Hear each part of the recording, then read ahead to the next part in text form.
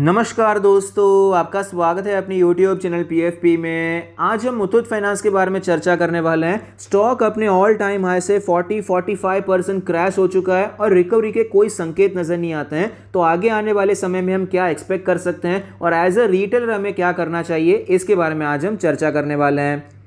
Financial trend के बारे में बात करते हैं। रेवेन्यू कंटिन्यूसली बढ़ रहा है, प्रॉफिट हमें कंटिन्यूसली बढ़ता हुआ नजर आता है। 2022 में 12,000 करोड़ से ज़्यादा का रेवेन्यू किया है और 4,000 करोड़ से ज़्यादा का प्रॉफिट किया है, जो कि ऑल टाइम हाई रेवेन्यू और प्रॉफिट है। तो फाइनेंशियल ट्रेंड और फाइनेंशियल ग्रोथ तो काफ़ी अच्छी है। शेयर होल्डिंग पैटर्न के बारे में बात करें, टोटल प्रमोटर होल्डिंग 73% है, म्यूचुअल फंड 8% है, अदर DII 1.3% है, FIS 12% है, रिटेल एंड अदर कैटेगरी 5% है। तो शेयर होल्डिंग पैटर्न भी काफी अच्छा है क्योंकि प्रमोटर के पास अच्छी खासी इक्विटी है, उसमें से कुछ प्लेज भी नहीं है और इंस्टीट्यूशंस का इंटरेस्ट भी काफी अच्छा नजर आता है। म्यूचुअल फंड अदर DIIs पिछले कुछ क्वार्टर से अपनी होल्डिंग बढ़ा रहे हैं और FIS की होल्डिंग हमें कम होती हुई नजर आती है, लेकिन ओवरऑल ओनरशिप यहां पर अच्छी नजर आती है। वैल्यूएशन के बारे में बात करें तो सेक्टर का पी रेशियो 18 है, जबकि मुथूट फाइनेंस का 10 के भी नीचे है। यहां पर ये चीप नजर आता है, लेकिन जब भी हम किसी फाइनेंशियल स्टॉक को एनालाइज करते हैं तो वहां पर प्राइस टू बुक रेशियो को ज्यादा फोकस में रखना चाहिए। सेक्टर का प्राइस टू बुक 2.02 है, जबकि मुथूट फाइनेंस का 2.53 है। स्लाइटली प्रीमियम वैल्यूएशन है, लेकिन ऐसा नहीं है कि बहुत महंगा है। सेक्टर का 2 का चल रहा है, मुथूट फाइनेंस डायरेक्टली 10 पे ट्रेड कर रहा है, 6 पे ट्रेड कर रहा है। इतना ज्यादा प्रीमियम वैल्यूएशन नहीं है और ये प्रीमियम वैल्यूएशन मेरे हिसाब से जस्टिफाइड है क्योंकि कंपनी का बिजनेस मॉडल भी काफी स्ट्रांग है, फाइनेंशियल्स भी हमें स्ट्रांग नजर आते हैं।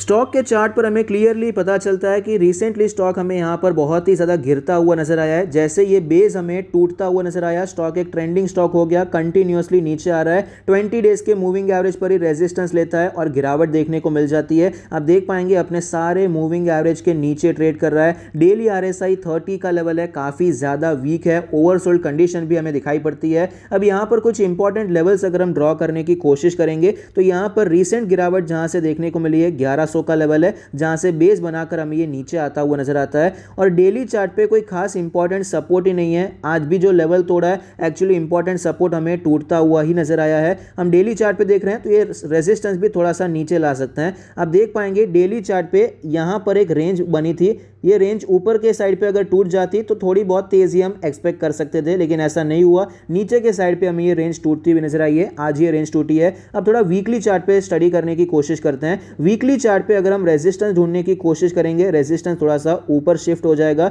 रेजिस्टेंस अप्रॉक्सीमेटली 1100 का लेवल है और जो सपोर्ट हमें नजर आता है, सपोर्ट भी अप्रॉक्सीमेटली 1000 रुपए के आसपास का लेवल है। यह लेवल मैं आपको दिखाना चाहूंगा। यहां पर एक अच्छी रैली देखने को मिली, सपोर्ट लेकर हमें ये ऊपर जाता हुआ नजर आया, फिर से गिरावट देखने को मिली तो ये 1000 रुपए का लेवल था जिससे ये ऊपर गया, फिर गिरावट हुई तो 1100 का बेस बनाया और स्टॉक ने वहां पर एक अच्छी रैली दिखाई थी। तो 1100 का लेवल एक्चुअली काफी ज्यादा इंपॉर्टेंट था। एक हफ्ते यहां पर सपोर्ट लेने की कोशिश की, वापस नीचे आया, होल्ड करने की कोशिश की, लेकिन एट लास्ट इसके नीचे आ चुका है। तो ये अपने सारे इंपॉर्टेंट लेवल्स के नीचे ट्रेड कर रहा है और यहां पर जो नेक्स्ट इंपॉर्टेंट सपोर्ट नजर आता है वो काफी ज्यादा दूर नजर आता है। अगर हम वीकली चार्ट भी देखेंगे तो यहां पर जो इंपॉर्टेंट सपोर्ट होगा हमारा लास्ट रेजिस्टेंस हो जाएगा, जो ऑल टाइम हाई का लेवल था वो लेवल अभी एज अ सपोर्ट काम कर सकता है, 925 का लेवल। तो यहां पर हम एक्सपेक्ट कर सकते हैं कि स्टॉक शायद थोड़ा सा सपोर्ट लेगा और ऊपर जाने की कोशिश करेगा। मंथली चार्ट पे एक बार स्टडी करते हैं। मंथली चार्ट पे आप रेजिस्टेंस देख पाएंगे, सेम लेवल है मंथली चार्ट पे 1100 का लेवल।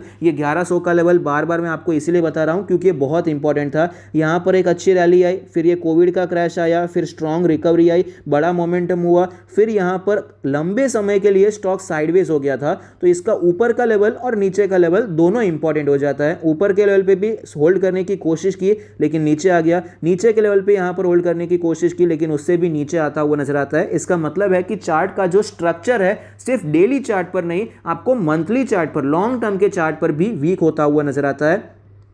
रेजिस्टेंस तो यहां पर हमें 1100 के आसपास का नजर आता है। सपोर्ट के बारे में बात करेंगे तो अप्रॉक्सीमेटली ये 900 का लेवल नजर आएगा। मंथली चार्ट पे आप देख पाएंगे कई सारे यहां पर इंपॉर्टेंट लेवल्स नजर आते हैं। ये तेजी वाला लेवल था, इसका क्लोजिंग हुआ था, गिरावट की शुरुआत यहां पर हुई थी, यहां पर भी रेजिस्टेंस लेकर फिर यहां पर एक बड़ा मोमेंटम देखने को मिला था। तो ये दो लेवल्स हैं जिसे हम ध्यान में रख सकते हैं और इसके हिसाब से हमें काम करना चाहिए। अगर आप शॉर्ट टर्म के लिए काम करना चाहते हैं तो मेरे हिसाब से खरीदारी के बारे में बहुत नहीं सोचना चाहिए क्योंकि स्टॉक में एक्सट्रीम वीकनेस नजर आती दिखाती है। यहाँ पर ये इतना इंपॉर्टेंट लेवल था, फिर भी थोड़ा भी इसने ऐसा सपोर्ट नहीं लिया, डायरेक्टली नीचे आ रहा है, मतलब स्टॉक काफ़ी ज़्यादा वीक है। तो शॉर्ट टर्म के लिए अभी अवॉइड करना है। मिड टर्म के बारे में बात करें, अगर आप 6 महीने 1 साल के लिए खरीदना चाहते हैं तो भी अभी हमें काम करना है 1100 के ऊपर। जब तक ये 1100 के ऊपर नहीं जाता तब तक हमें यहाँ पर काम नहीं करना चाहिए, तब तक के लिए अवॉइड करना है। लॉन्ग टर्म के लिए बात करें तो मेरे हिसाब से कंपनी में कोई खराबी नहीं है, लेकिन अभी जो साइकिल चल रहा है, इन्फ्लेशन का साइकिल, इंटरेस्ट रेट का साइकिल, और यहाँ पर गोल्ड लोन में जो